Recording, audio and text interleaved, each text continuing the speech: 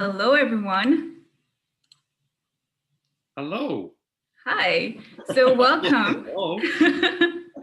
Welcome to this Engage to Excel group conversation series.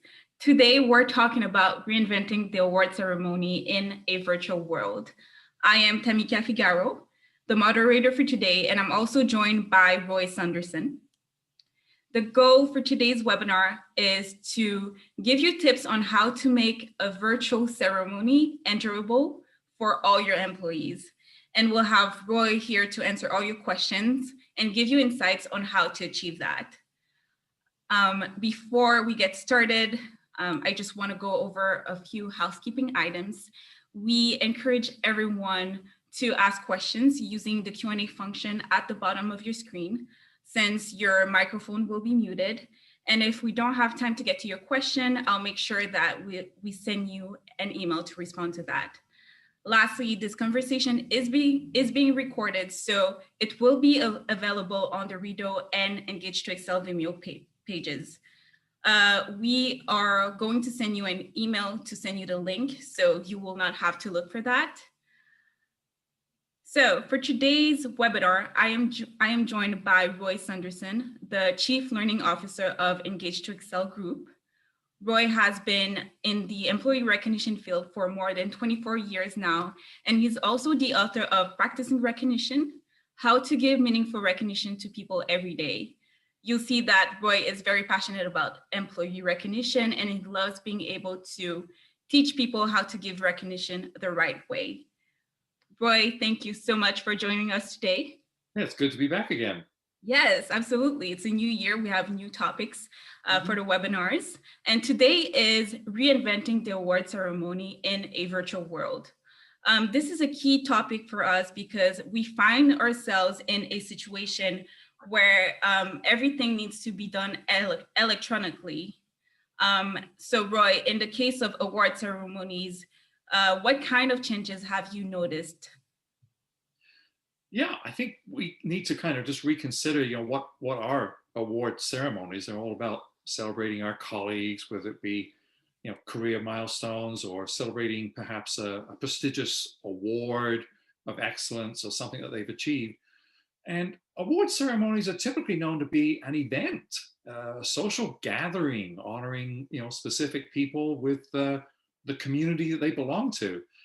I think what has changed for award recipients as we work virtually are things like a lack of connection and visibility with one another. There's not so much of a community anymore to even celebrate with. We lack perhaps the festivity and having fun together. When you get into a large room, there's always that lovely conversation and hustle and bustle that goes on. So there's no break from the routine with what we're going through working virtually. I think leaders are going to be less likely to be involved, Tamika. And in reality, I don't think too many people are taking responsibility for virtual celebrations. And that needs to be very much assigned and dedicated to someone, because it's an art to doing these award celebrations virtually. And I think in reality, there's no real celebration going on. Sometimes it's just another meeting, and we want to get away from that. Yeah, and you said that there is a disconnect between people right now. So what tips would you give to reinvent the award ceremony in a virtual world? Right. I think there's now greater opportunity to think more about the employee experience that you want to create, because it's a lot more individually presented, delivered. It's all more about the individual than a group necessarily. But how do you want the award recipient to feel after this virtual event? And I think if you think more about those kind of feelings and the experience that you want the award recipient to have, you'll probably get more into a celebratory mindset and make it more meaningful. I think we need to create more kind of celebration memory triggers. You want the employee to experience something special right where they work, wherever they are. And you want them to remember this event for as long as you can. So survey the team members, whether you use a survey tool, Google Forms, You can find out the funniest moments that the individual has had, or from their colleagues, achievements that they might have had that they stand out for them, favorite activities and things like this. But I think it's important to come back to try to create those celebration memory triggers. And I try to remind people that when you're creating a virtual event, you need to kind of replicate the sensory experiences that we normally associate with a real live in-person event. And I think we forget that. If you're just having another meeting and having a kind of a cursory kind of presentation, and it's just a meeting, it's not really real. So we need to replicate those senses. So when I think of sound, I think about trying to bring music in to the event. You might be playing the Celebration by Kool and the Gang, We Are the Champions by Queen, I don't know. Even have noisemakers ready for people, or send someone one of those 3D musical cards that they open up and the music plays. Maybe a little embarrassing, but it could be fun as well, depending on the individual and the person. When you're dealing with sight, I think, I've got my regular office background, but you can get now these kind of stretch material that go over a frame. There's a company called AnyVoo, and they actually provide a branded stretched material over a frame that you can have that behind you if you're concerned about having, say, a Zoom background or technology, too much technology, and everything stops being viewed as well because of the technology. So I think that's important to kind of come up with that, creating a kind of a special experience. You might create a special highlight reel where you're celebrating that individual and you're putting together whether still pictures or little video snippets together from individuals talking about their experience with either the career or perhaps about the award that they have won, if it was an achievement award, for example. And then I think of touch, and then there's the actual gift or award being delivered. And maybe you need to, I've got one here, maybe you need to send someone a stress ball, because it can be a little nerve-wracking coming on to a virtual visual presentation. Send them, a personalized pen and journal ahead of time, special care package, something they can touch and feel and experience. And of course, we can't forget taste. Most wonderful award events have catered food events. So we need to kind of replicate that in some way. Try and find out the favorite food items, since we're trying to personalize this. Maybe there's a special drink that the individual has. So you can send a very special care package perhaps, or a snack subscription box or something like that. So I think we're getting close with taste to smell. So can the food items be delivered on time, like just in time for the award event, so they can have that aroma right there with them with the event? And I know with birthdays that we've had in our own family, we've suggested that everyone have their own cake that they bought themselves on hand to have available. And so there's a kind of a sensory experience that can be enjoyed with all who come on board with the presentation. You might have a bouquet of flowers. Of course, flowers have a wonderful aroma that people love, or it might be just a house plant, mugs with their favorite tea, chocolate, or even you can buy those cakes in a mug. So you might give them a cake in a mug that they can mix.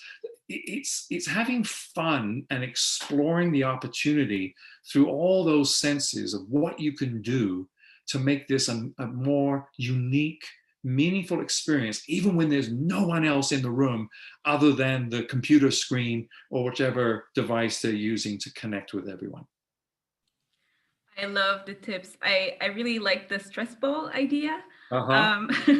What are some other essential components to look at differently when we're doing a virtual award ceremony? Sure. I think in reality, we don't have to go too far away from creating a physical on-site event to kind of draw upon. So, for example, you need to know what the purpose of the event is. And I think you need to define what the purpose is for the event, an experience you want to create, even when it's virtual. You always have a budget that you're having to deal with. And of course, with a more physical event, and you're going to have a larger budget, you still have to be mindful if you're doing more of these individually. You need to be still aware of what the budget constraints are, and you have to monitor that. There's always timelines, project timelines that you have to create. And I would say that with a virtual event, you're going to have to increase the timeline. It takes a lot more to line everything up, especially if you're having things delivered to an individual with the constraints that the pandemic has created with the kind of decreased time length. Well, it takes longer time rather for how long it takes to get things to certain places. I don't know about you. We still got some Christmas cards the other day from people sent from England. So it's amazing how long it takes. So even if you're using couriers, you're going to need to make sure that you up the timelines. In a real event, you're trying to secure the venue. I think with the virtual events, you need to make sure you've got the right video conferencing platform that's going to work for you and for the recipient, and perhaps for significant others and other people who are going to join. You need to make sure that's going to be something that works well. We normally send out invitations to people, and I think we can create the kind of digital templates that we can still personalize and use.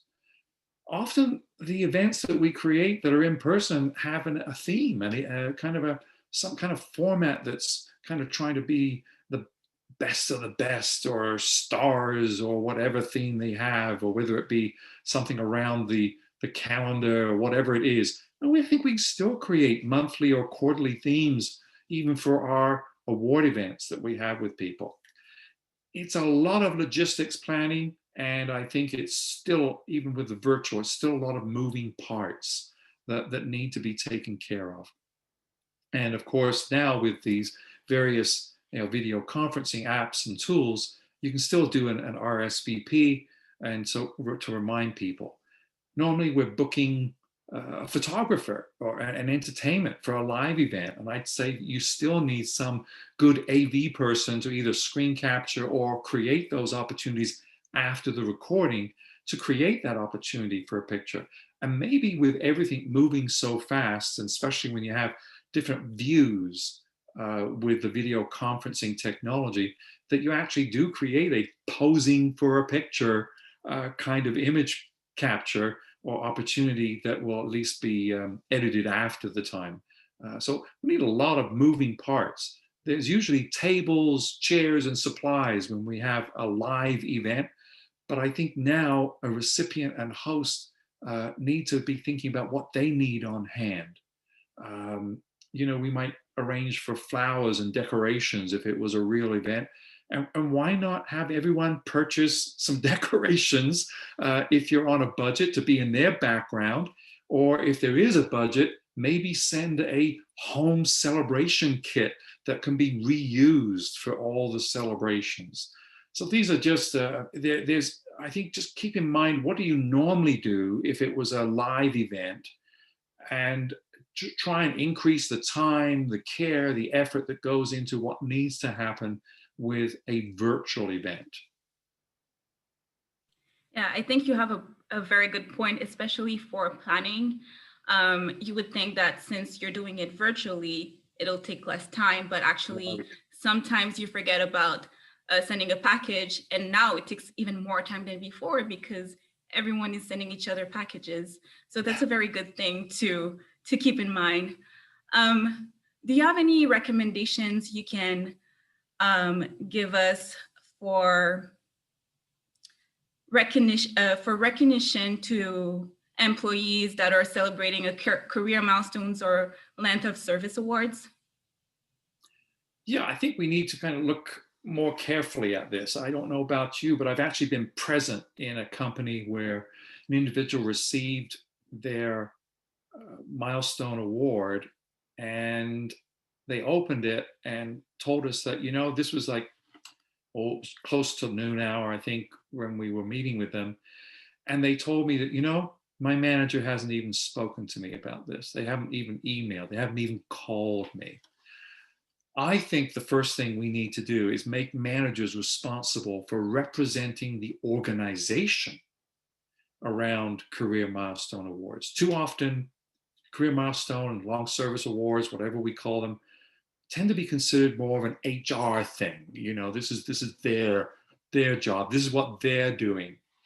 But in reality, career milestone awards are just that. They're the company honoring the career of that individual. And since the CEO doesn't necessarily have to always be there, it means that the manager needs to represent the organization. So I think we need to put more accountability on the manager to be representing the organization with that career milestone award and be held accountable for it. So that would be the first thing. I think the second thing we need to look at is just making the experience much more personalized. The individual being honored cannot physically meet with their peers, but what can we do to touch them, move them emotionally in a personal way? We need to find out more about them, talk about that, find out about their career successes and things that they did that in many ways we tend to forget, but our colleagues, if you come together, will always remember special moments that they've shared with the individual, and that can be a wonderful thing to do. And I think we need to think more about the person's career experience. It's not just their length of service. It's probably why I like the term career milestone. It's making their career experience one that is valued and positive, rather than making it sound like, I don't know, length of service could almost sound like doing time or something, or an endurance race. So let's focus on their career. And I think when you're really trying to create an experience for them, another idea is to invite key people to add their commentary and add a level of surprise to the person, whether that's video recording because it was hard to connect with the individual live, or to have them come on. And maybe there's, rereading letters from people, all kinds of opportunities, but create a video recording perhaps of these special people giving their reflections. So I think for significant milestones like this, you can prepare even a short video montage, for example. Ordering special food items like I've shared before. And then of course, you might have in the home, if the people are working from home, family members. And maybe if you work with the significant others, they can have the surprise of having additional families show up that they didn't even know were coming, showing up behind them, and they're going, what? I mean, can you just imagine the fun that would be to have that kind of, I think, just fun experience of having, unexpected guests arrive, either online if we had to, but in person if it's safe to do so, of course. Oh, very good tips. I think it's important to connect people that are working from home to the people at home with them.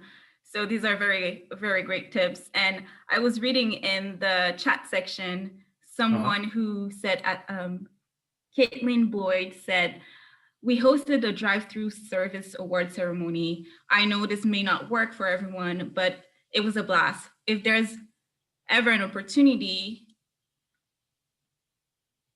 we had entertainers, music, flowers, and more sharing it through their vehicle windows. So, Caitlin, this is such a great event idea. I love it. Yes, and I've seen in our own neighborhood over the summer, for example, with graduations, where people had drive-by, wave at the graduates. So, I mean, there's different ways of doing things. It's going to be whatever is logistically possible. And I think that's the key, as we've talked about earlier. It takes a lot of planning, a lot of orchestration. Whatever is going to work for your organization, you bet, make it work. Yeah. So before I continue with my questions, I just want to remind everyone, if you have questions, don't hesitate to ask them in the Q&A box. We have one here from Melissa. And she says, my HR team is not used to creating virtual events, and we don't have an events team. Do you have recommendation for dividing and conquering and including others outside of HR to help? Well, the good news is, Tamika, that you're always going to have the party planners somewhere in the organization who just have fun. They're known for it. And I think you can draw upon those volunteers to assist.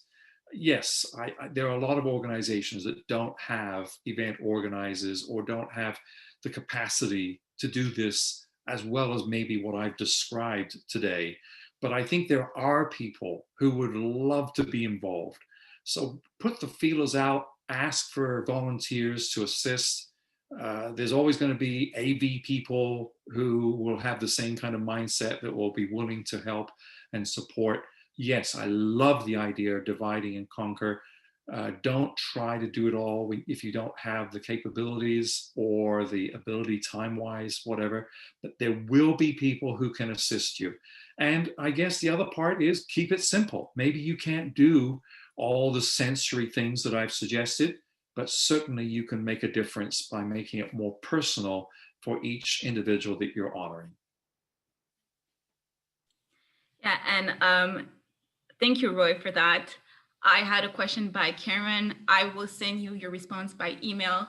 I took it in note. So she was asking for the reference for the company that does, you said, the stretch screen that you can put behind you, Roy? Oh, yes. It's Any VOO. So it's Any, A-N-Y, and then V-O-O. Okay, so I put it in the chat section. You got it. Perfect.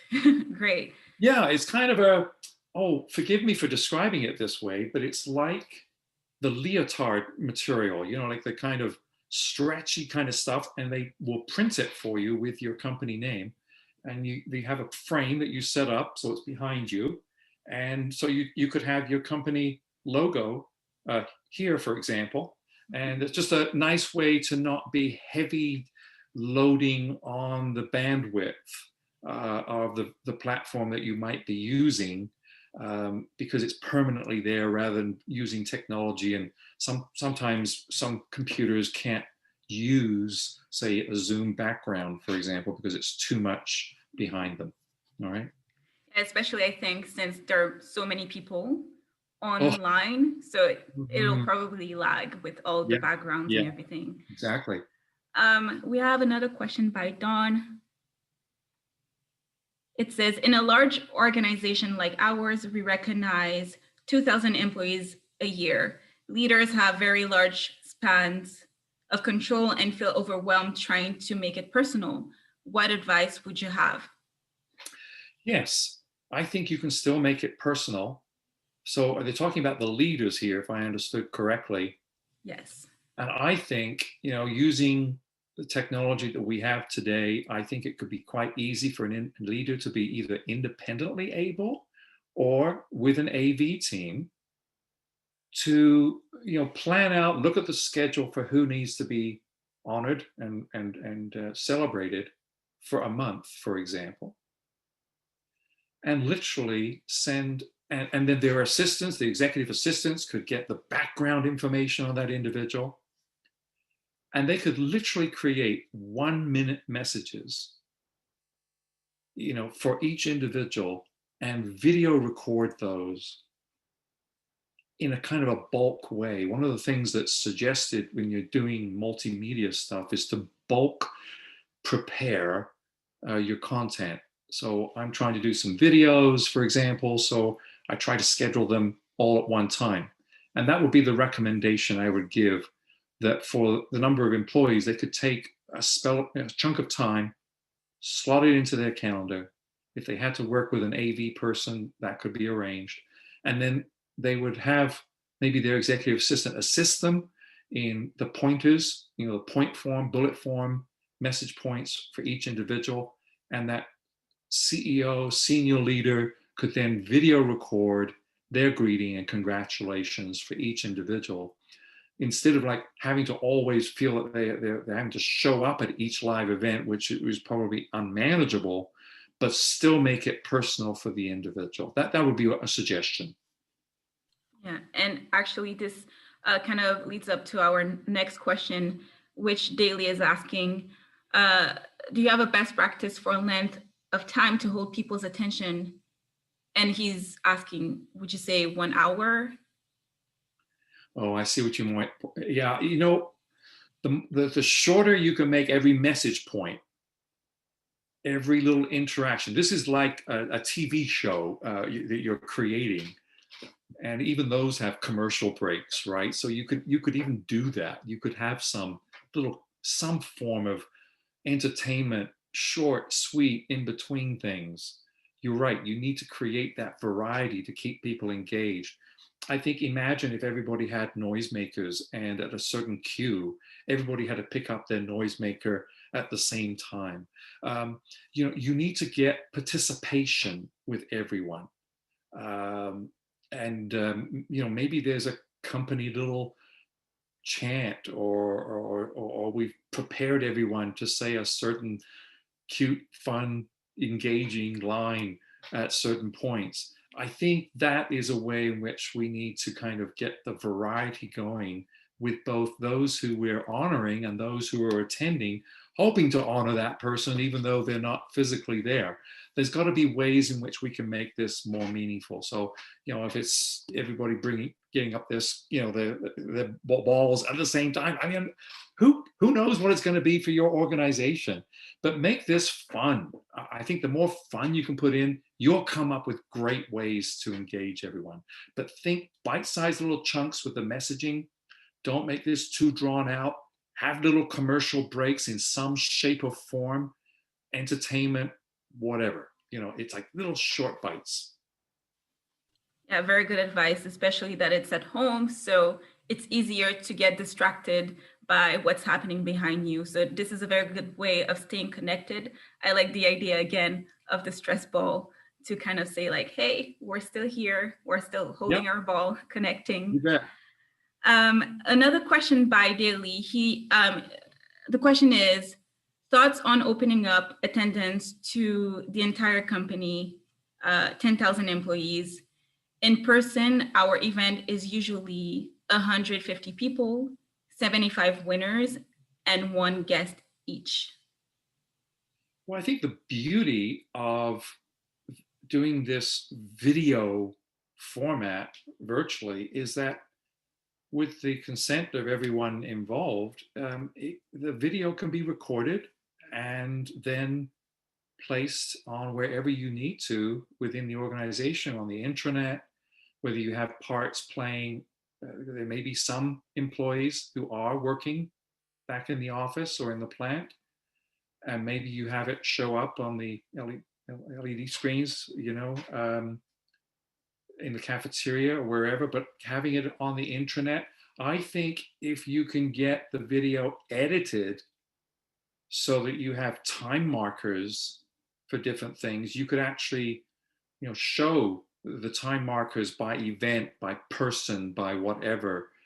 I think this is an opportunity with communications to send out, hey, we'd like to recognize so and so, and show just that segment of the video clip shared throughout.